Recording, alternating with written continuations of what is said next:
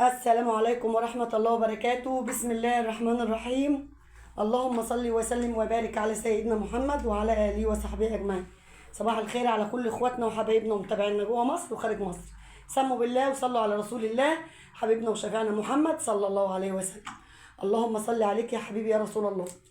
طبعا زي ما انتم شايفين الدنيا خفت زي ما انا قلت لكم امبارح في الفيديو. النهارده يا جماعه الجماعه اللي كانوا عايزين مني 10 فراخ، بسم الله ما شاء الله، ربنا يا رب يجعلهم بألف شفاء وألف هنا على قلوبهم. خدوا 13 يعني، هما كانوا قايلين لي على 10 خدوا 13، وانا ذبحت واحده لنا يبقى 14 من اللي كان باقي. زي ما قلت لكم امبارح كده فاضل 18 فرخه عندي، كده فاضل عندي 18 فرخه. النهارده عمر 38 يوم، النهارده عمر 38 يوم.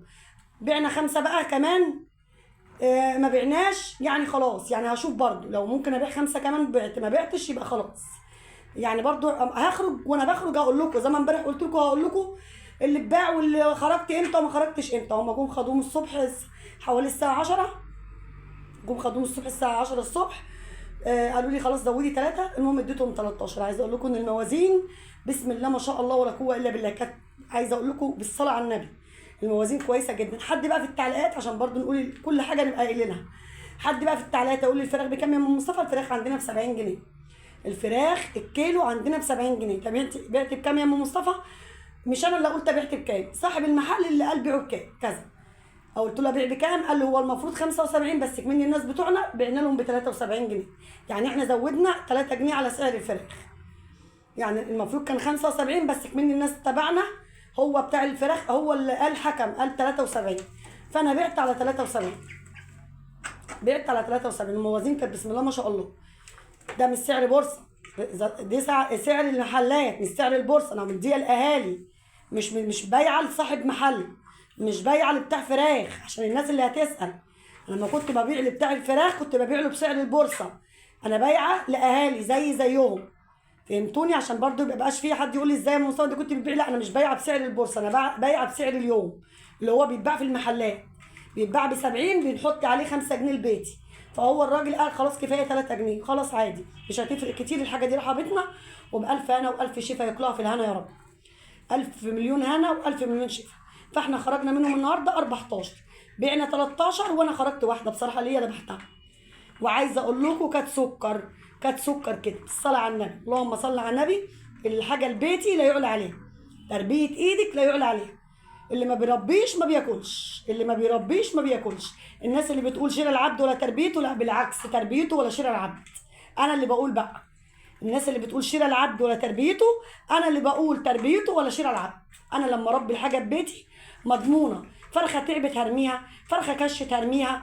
انت ما تضمنيش اللي انت بتشتري منه ده، فرخه كشه ممكن يذبحها، فرخه بتموت ممكن يلحقها، ما تضمنيش حاجه. انت بتربي عشان تاخدي الاول طعم، بتاخدي حاجه مضمونه من بيتك، وفي نفس الوقت بتاخدي انت حاجه مربيها على ايدك وبتاخدي طعم فراخك انت، تربيه ايدك انت. طبعا دي حاجه كلنا ما فيش حد مثلا مش هيتفق معايا. الفرخه في بيتك بمقى 10 بره. الفرخه تربيها كده من عمر كتكوت لغايه اما بتبقى قدامكم كده بالصلاه على النبي، هي ورد كده، غير اما بتبقى 10 بره. بصوا الفراخ بالصلاه على النبي ورد كده، ورد. تربيه ايدك وتربيه بيتك لا يعلى عليها. الصلاه على النبي، الفراخ اهي، اللهم صل على النبي. بصوا، تربيه ايدك وتربيه بيتك لا يعلى عليها. حاجه بتاكليها من ايدك احسن من بره 100 مره. طبعا احنا قربنا خلاص، النهارده عمر 38 يوم، يعني كلها يومين وننهي الدوره. وهنوريكم برده الفضلات عمر 38 يوم. بصوا يا جماعه عزكم الله، لغايه شوفوا انا بعمر كام لغايه اما اجبح هوريكم الفضلات اهو.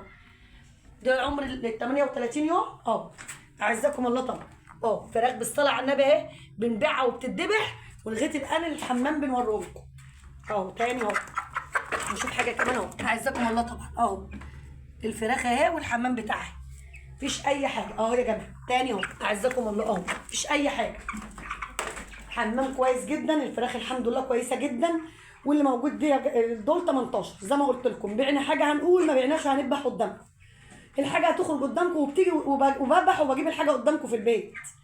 يعني انا بذبح وبقول لكم انا ذبحت ايه وبعت ايه، ما بعتش بقول هبيع، اقول يعني فرطت في حاجه بعتها بقول. انا اصلا كده لو حتى بعت 5 هجيب مش محتاجاهم في بيتي مثلا، او عندي الفريزر مليان، عندي بالدوره اللي مشيت فراخ، ممكن ابيع 5 اجيب بدلهم علف للفراخ اللي جوه الثانيه البيضه الصغيره. يعني انا لو بعت حتى 5 هجيب بحقهم علف للفراخ البيضه الصغيره، اكني يعني عادي، ولان ربنا سترها وربنا رضانا الحمد لله. يعني ربنا مرضينا الحمد لله، وربنا سترها معانا الحمد لله. عايزه اقول لكم بسم الله ما شاء الله على الفراخ. اللهم صل على سيدنا محمد. النهارده الموازين، اللهم صل عليك يا نبي، اللهم صل عليك يا نبي. ربنا يطعمنا ويجعل الخير في بيوتنا وفي بيوتكم، اللهم امين يا رب العالمين. وبيوت المسلمين كلها يجعلهم بيوت المسلمين والعالم كله مستوره من فضلك واعانتك يا رب. كله من فضل الله ومن عناية الله، والطعم بتاع ربنا. اولا انت سبب وانا سبب، ربنا لما بيسترها كده وبيعينك وبتطلعي دوره كويسه وربنا بيكرمك من وراها، طبعا كل ده بفضل ربنا فوق، ثم دعوات متابعينا. الفضل لله قبل اي شيء، الحمد لله والشكر لله. ربنا بيدينا على قد تعبنا، ودايما ربنا يحسن ما بين ايدينا وايديكم، اللهم امين يا رب. طبعا زي ما قلت لكم عمر 38 يوم، والعلف موجود اهو. بصي علفت فيها علف اهي، والميه دي خلصانه، لكن دي فيها اللي بيشربوا هناك دي خلصانه خالص، ما فيهاش ولا نقطه. الثانيه فيها شويه هم بيشربوا. يعني برضه نرجع ونقول لو حتى ما فيش الا حبه ميه صغيرين خالص برضه موجود. العطشان مش هيخلي حاجه، برضه في ميه موجوده وفي علف موجود. احنا دلوقتي بنحل الطعم، احنا دلوقتي بالصلاه على النبي بنحل الطعم. بنحل الطعم بايه؟ بالعسل. بنحل الطعم بالعسل. فاحنا هنحط العلف بس، وهنحط في الميه عسل. هنحط علف بس من غير اي اضافات، وهنحط في الميه عسل. يعني انت هتقعدي عندك النهارده 38 و39 مثلا يومين، ويوم ال40 هتخرجي تذبحي. اليومين دول كل ما غير صراحه يعني، رغم بالصلاه على النبي يعني الحمد لله ما فيش كسالات، ما فيش اي حاجه. كل ما غير الميه بقى ليل نهار بحط عسل، لاني خلاص يا جماعه ده يومين وهذبح. كل ما غير الميه احط عسل، كل ما غير الميه صبح بالليل بحط عسل، لاني بقى انا عايزه احل الطعم واخلي اللحم كده مسكر. بنروح حاطين عسل، بنغير من طعم بقى الفراخ كده وبنسكر اللحم بتاع الفراخ. الناس بقى اللي هتيجي تذبح، قبل ما تذبح باسبوع بنعيد على الكلام تاني اهو، قبل ما تذبحي باسبوع امنعي الحلبه وامنعي الشيح، ولو بتدي مضادات حيويه امنعي. الحمد لله والشكر لله من فضلك يا رب.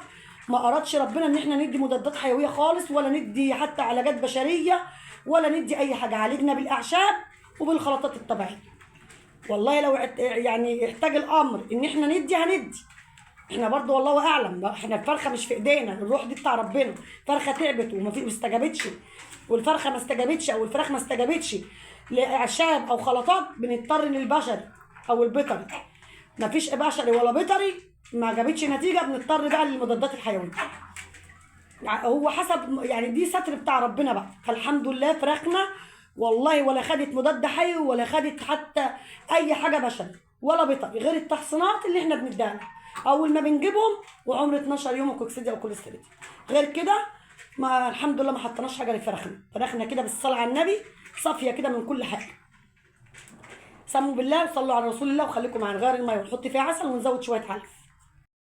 بصوا بقى، اللهم صل على النبي. بسم الله ما شاء الله ولا قوه الا بك يا رب. اللهم صل عليك يا نبي، زي ما انتم شايفين اهو. اللهم صل عليك يا نبي. حطينا الايه. طب انتوا وقعت العلافه ليه؟ اروح فين منكم؟ انا لسه حاطه لكم. بصوا يا جماعه، عملت العلافات اهي، زودتها. بصوا اهي، زودت العلافات زي ما انتم شايفين كده، وحطينا الايه السقايتين، وحطيت عسل اهو. يا سلام بقى لو انت حطيتي عسل مع خل.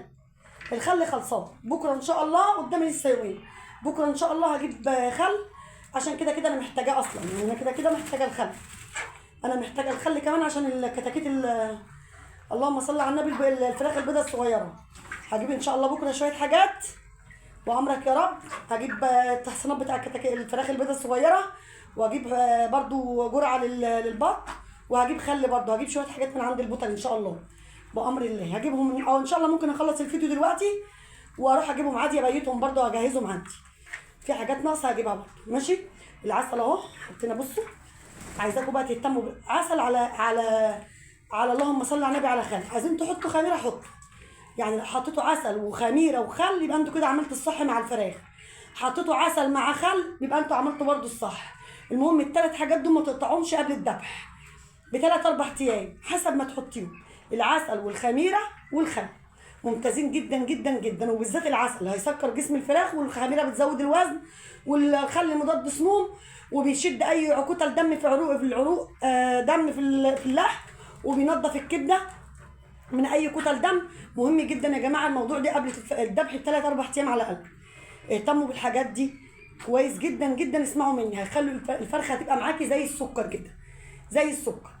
فانا هذبح يا جماعه على 40 يوم ان شاء الله. في كان متابعين بيقولوا لي خلاها يا ام مصطفى كمان الفراخ 5 ايام. يا جماعه الحلوه قوي ده من عند الله كده. انا برضو قبل ما اخرج هوزن معاكم برضو اللي باقي عندي، هوزنه معاكم برضو عمر 40 يوم هوزنه معاكم. فحلو قوي كده يا جماعه، رضا من عند الله، مش عايزه اطمع. ال5 ايام ممكن ياكلوا ال5 ايام دول مش شويه. 5 ايام دول عشان تقعدي 18 فرخه زي دول ياكلوا لك شكاره علف 25 كيلو. ما تستهتريش ان انت تقعدي 5 ايام هياكلوا، لا بياكلوا. الفراخ كل ما بتكبر كل ما بتاكل. فبدل ما انا هو حلو قوي 40 يوم، ده في ناس بتبقى على 35 كمان. يعني انا ده ببقى على الميعاد بالظبط. هيتموا 40 يوم يوم الاثنين الجاي ان شاء الله بامر الله. يوم الاثنين الجاي ان شاء الله، يوم الاثنين الجاي هذبحها. اخرج معاكم، وقبل ما اخرج اوزن لكم برضه. فالعلف اللي احنا هنديهولهم نوفره للفراخ البيضه التانيه. في دوره تانيه عايزه اكل برضه وعايزه مصاريف.